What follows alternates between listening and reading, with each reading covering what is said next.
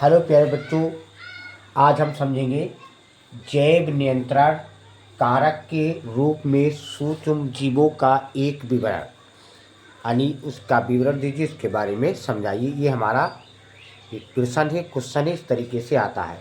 तो इसके बारे में हम समझते हैं। पहले जैव नियंत्रण क्या है। जैव मतलब होता है इसे जीव से संबंधित जो जीवित चीज़, सजीव चीज़। तो जैव नियंत्रण, इसको हम वायु कंट्रोल भी बोलते हैं। पादप रोगों यानी जो पेड़ पौधे होते हैं उनमें जो रोग लग जाते हैं तथा पीड़कों के नियंत्रण के लिए एक जैविक विधि का यानी जैविक तरीके का जो प्रयोग करते हैं उसी को बोलते हैं जैव नियंत्रण या वायु कंट्रोल।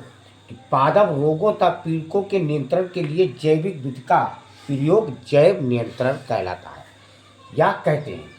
पीड़क तथा रोगों का जैव नियंत्रण। जैव नियंत्रण विधि से जो विषाक्त संश्लेषित मतलब तैयार किए रसायन तथा पीड़क नाशियों पर हमारी निर्भरता को काफ़ी हद तक कम किया जा सकता है। जीवाणु एक बैक्टीरिया होता है जिसका नाम बीटी, इसको हम बोलते हैं बैसिलस थ्यूरिंजिएंसिस। इसके जो है स्पोर्स यानी बाजारों में पैकेटों के रूप में उपलब्ध हैं। स्पोर जिसे बीजाणु वगैरह को बोलते हैं, तो ये बाज़ारों में इनके पैकेट मिल जाते हैं।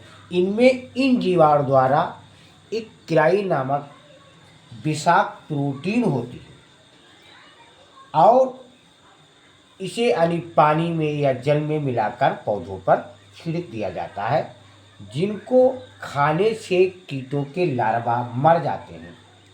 बेशक कीट पर इसका कोई प्रभाव नहीं पड़ता। बेशक कीट मतलब उसको बोलते हैं जैसे कोई कीट होता है तो कीट के जीवन का जो अंतिम चरण होता है, जिसे अंडे, लार्वा और प्यूपा के बाद बनता है, उसी को बोलते हैं बेशक कीट। तो बेशक कीट पर इसका कोई प्रभाव नहीं होता।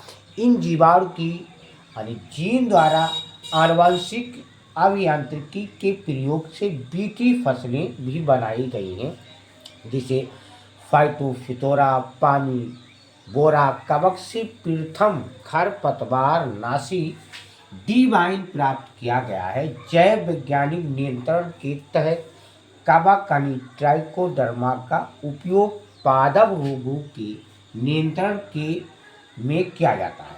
यह बहुत से पादप रोगजनकों का प्रभावशील यानी नियंत्रण कारक है, जैसे वैक्यूलो वायरस से या आर्थोपीड यानी पीड़कों का एक चयनित रूप से सफाया कर देता है। प्यारे बच्चों, ये है जैव नियंत्रण कारक के रूप में सूक्ष्म जीव का एक हमने विवरण छोटा सा वीडियो बनाया। बच्चों अच्छा लगा और लाइक, सब्सक्राइब, कमेंट शेयर अवश्य कीजिए।